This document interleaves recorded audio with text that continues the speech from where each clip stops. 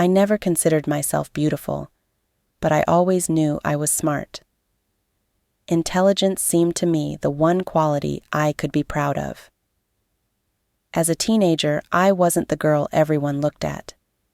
I had a few extra pounds, and though people told me I was pretty, I never really believed it.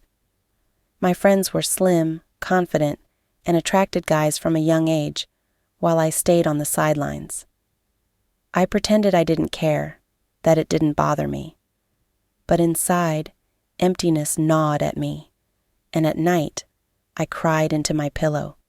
I was always social and quick-witted, laughing with friends, telling stories, being the life of the party. That came easily to me. But at 16, I dreamed of something else.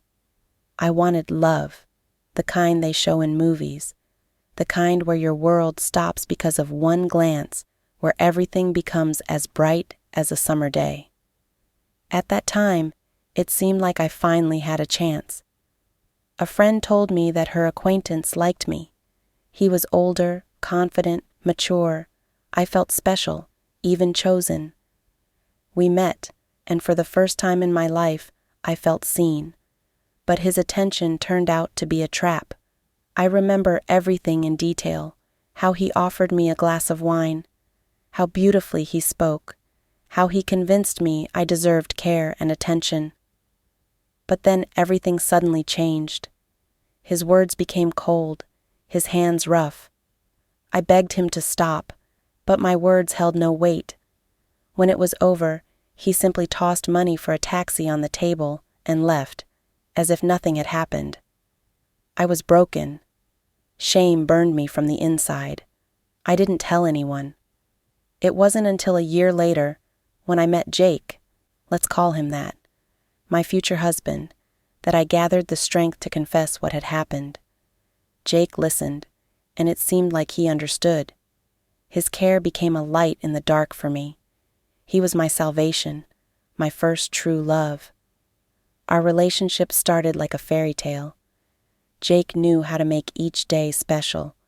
Walks by the river, dinners in inexpensive but cozy cafes, conversations about the future.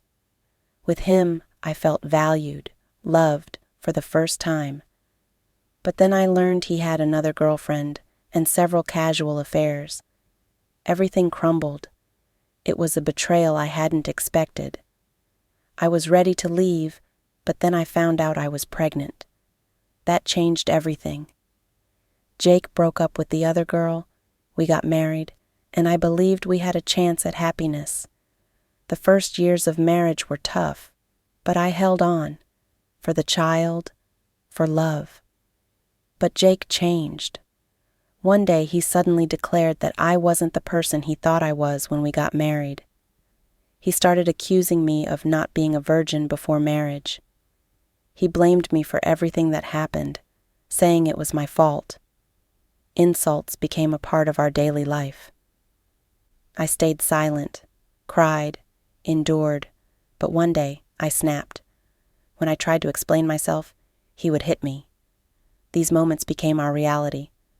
But then he would repent, beg for forgiveness. Each cycle, the fight, the apology, the passionate reconciliation, deepened my dependence. I thought these emotional outbursts were proof of love. I thought that was what true passion was. But everything changed when he got a car. This became the beginning of the end. Jake started working night shifts as a driver. At first, I was happy. It helped us financially. But the nights on the road began to take him further away from our family. Calls from female passengers, late returns, the scent of perfume. All of it made me doubt. One day, I decided I couldn't take it anymore. It happened suddenly. We were driving home, and he started yelling at someone on the road. That was the last straw. I told him I was filing for divorce. Jake laughed, but I did it. In 3 days, I packed his things, filed the papers, and kicked him out. After the divorce, I felt a freedom I had never experienced before. I started going to bars with my friends, meeting new people. I enjoyed being independent, paying my own mortgage and building my life. I realized I could handle it, but I also understood that many men saw me only as an opportunity. A divorced woman with a child and an apartment. Why not take advantage of that? I tried to build new relationships, but they didn't bring me joy. The ones I liked didn't see me as a partner. The ones who wanted to be with me didn't stir any feelings. My ex-husband continued to stalk me, call me, beg me to come back. He said he realized his mistake, that he would never hurt me again, and I believed him. We got back together, but it wasn't a happy ending. Jake continued to live his double life. At night, he was with me. During the day, he was with others. I tried to turn a blind eye, convincing myself it was for the best. But every time I found out about his latest affair, everything came crashing down again. This time, there was a young girl in his life. I found out by accident, and it hit me hard. She was younger, freer from commitments. He spoke about her with the same excitement he once spoke of me. But I didn't give up. I tried to start over. A new man, new relationship. He seemed reliable, confident, promised me everything, from fixing up the apartment to stability. I believed again. And once again, I was wrong. After the divorce, I tried to gather my thoughts and build a new life. The first days without Jake felt like a breath of fresh air. The simple feeling that no one was shouting, nitpicking, or accusing me brought peace.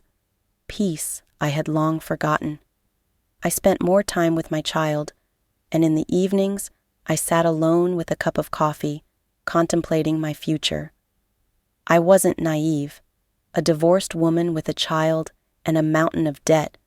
Who could possibly be interested in me? But inside, there was hope that somewhere out there, someone would see something more in me than my mistakes and status as a single mother. However, I quickly faced reality. The men who entered my life were of two types: those who wanted to take advantage of my situation, and those who immediately wrote me off. The first saw me as a woman who could pay for herself, and even for them, while the second thought I was too burdened with problems to be a good partner. At times, it felt like happiness just wasn't meant for me. My attempts to build new relationships ended in disappointment. I was with one man for a few months. He was polite, intellectual, took me to restaurants, said all the right things.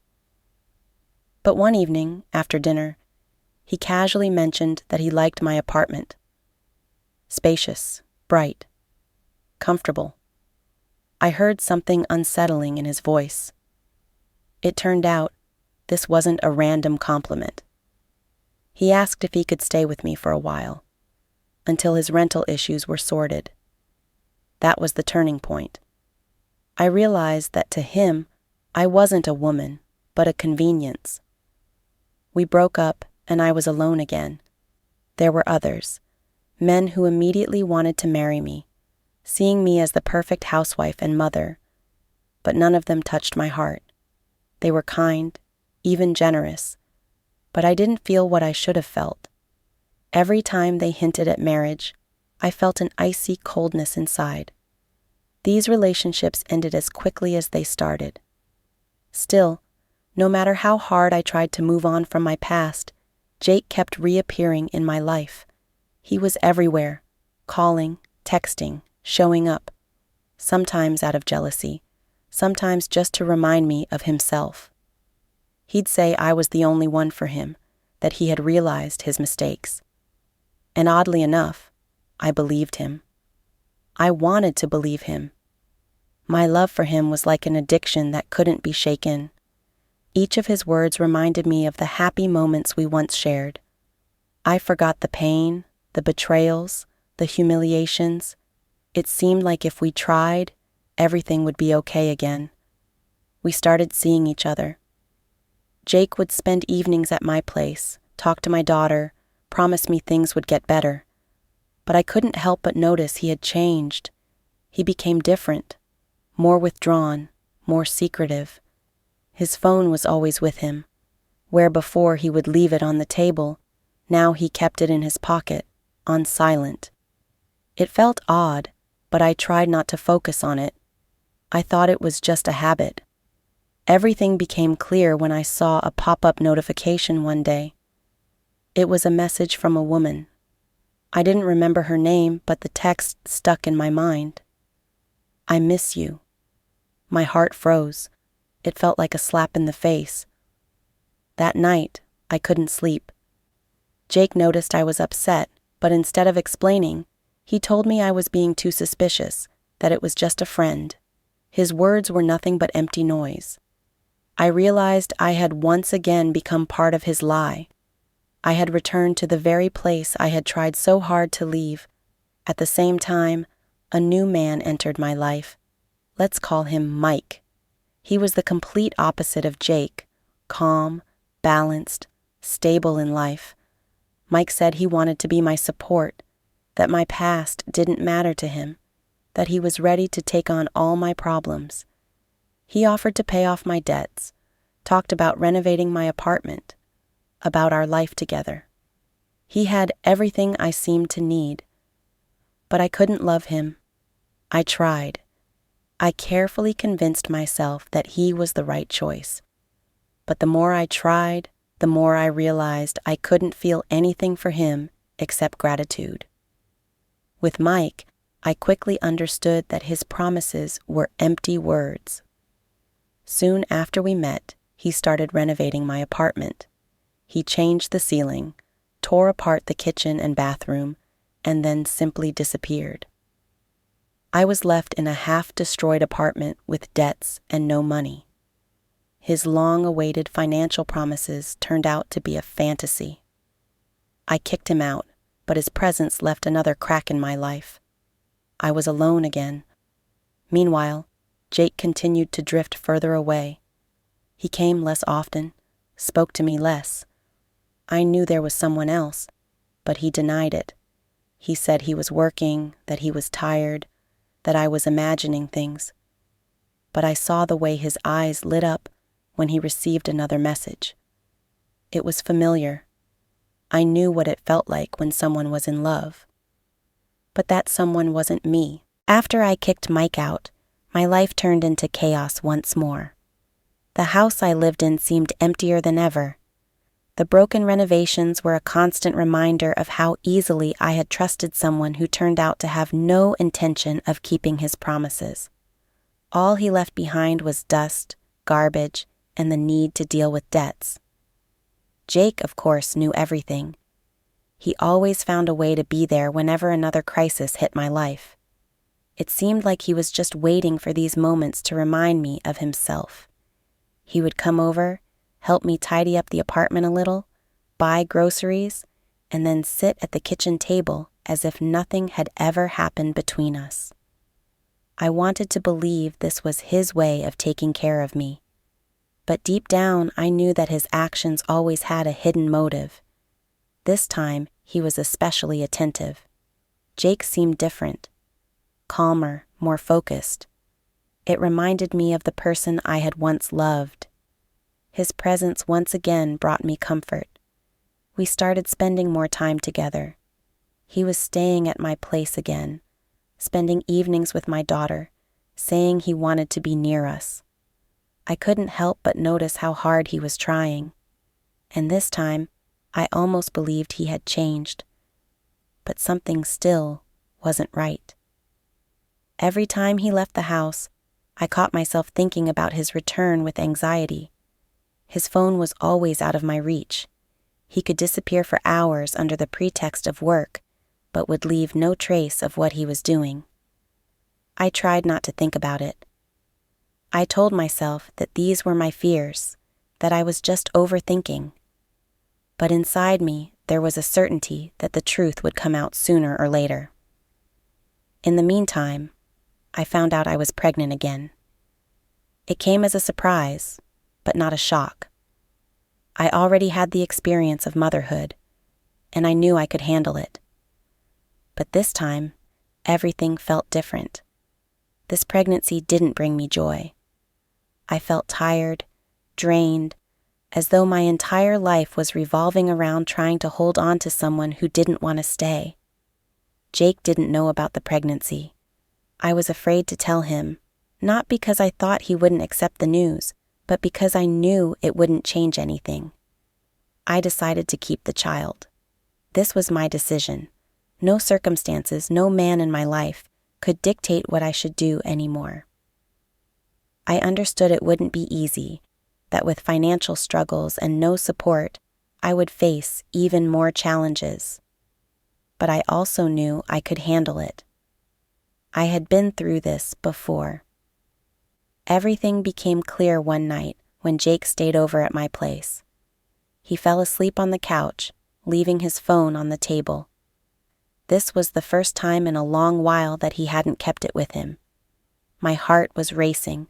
I didn't want to look, but I knew I had to. In that moment, I realized that if I opened his phone and didn't find anything suspicious, I could finally put my doubts to rest. But if I found something, I would have to make the decision I had been avoiding for far too long. I opened his phone. There were messages from a woman whose name I didn't recognize. The messages started innocently, exchanging jokes, talking about the weather, work. But then they became more personal. She wrote to him that she missed him, that she was waiting to see him. He responded the same way. My heart shattered. This wasn't just flirting. This was love. Or at least, what he wanted her to believe was love. I closed the phone and went to the bedroom. I didn't cry.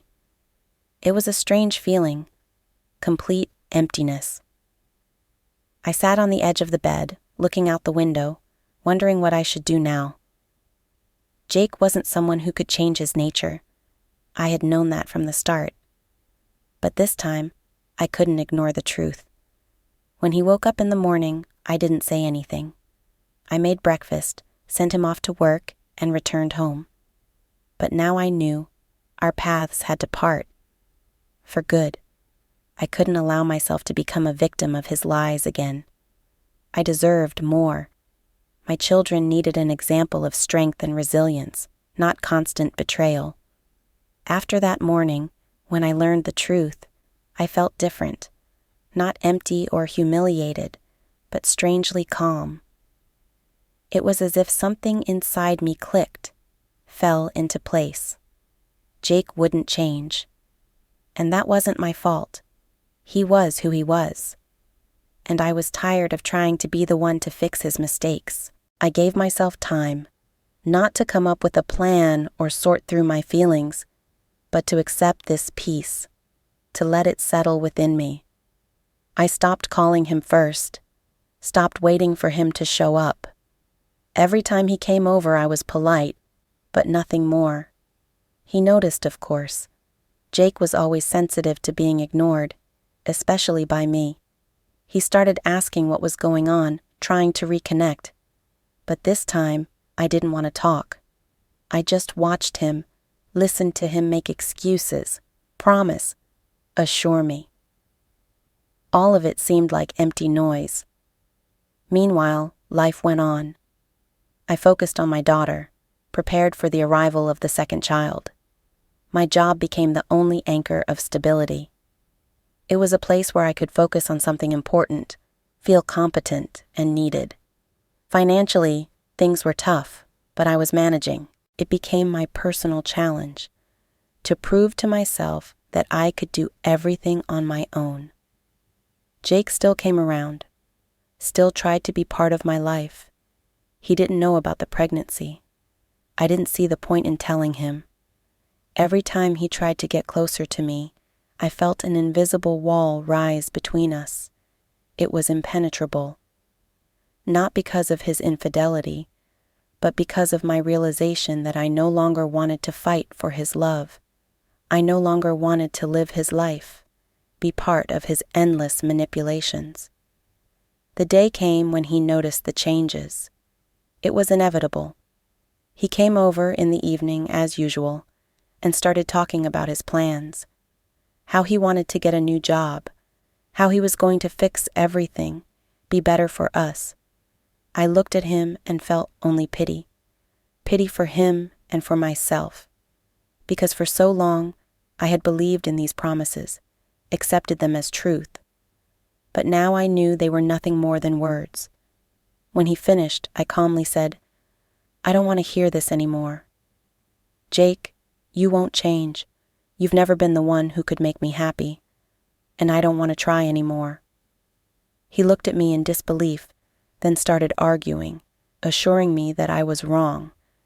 But I had already made my decision. This was the last time I allowed him to cross the threshold of my home. After that, he called, texted, came over and waited at the door. But I didn't open. I could no longer allow myself to be part of this cycle. And for the first time in many years, I felt stronger. This strength wasn't loud or bright. It was quiet, almost imperceptible. But it was real. The first few weeks after the final breakup with Jake were tough. I had to rebuild my life. Now I knew that no one would be there to help or support me. I was alone, with one child and another on the way. It was frightening, but at the same time, it gave me freedom. I knew that all the decisions now depended only on me. I began spending more time with my daughter. We went to the park together, read books, and cooked dinners. She was my reminder of what I was fighting for. Her laughter, her questions about the world, helped me stay focused. I wanted to be an example of strength for her, to show that a woman can handle any situation, even when it feels like everything is against her. Work became my salvation. I took on extra hours to cover the expenses. Sometimes it was tough. In the evenings, I literally collapsed from exhaustion. But in that exhaustion, there was something comforting. I knew it was temporary, that with each day, I was getting closer to building a stable future for my family. Jake still tried to win me back. He sent messages, said he missed me, that he loved me. But I didn't believe him anymore. His words couldn't reach me because I had finally freed myself from that dependency. It had been a long road, full of mistakes and pain, but I was ready to leave it all behind. The birth was difficult, but when I first saw my second child, I felt a sense of peace growing within me. This little person became yet another reason to keep fighting, another reminder that I had to be strong. I kept working, taking care of my children, and building my life. Jake disappeared from our world just as suddenly as he had appeared. Maybe he found someone new, or maybe he just grew tired of trying. I don't know, and I no longer care. Now I live for myself and my children. We're not wealthy, but we have each other. I'm learning to find happiness in simple things, in the morning sun, in the laughter of my children, in the fact that I can choose where to go and what to do. My past remains with me, a reminder of how far I've come, but it no longer controls me. I am alone. But this is not loneliness. This is freedom.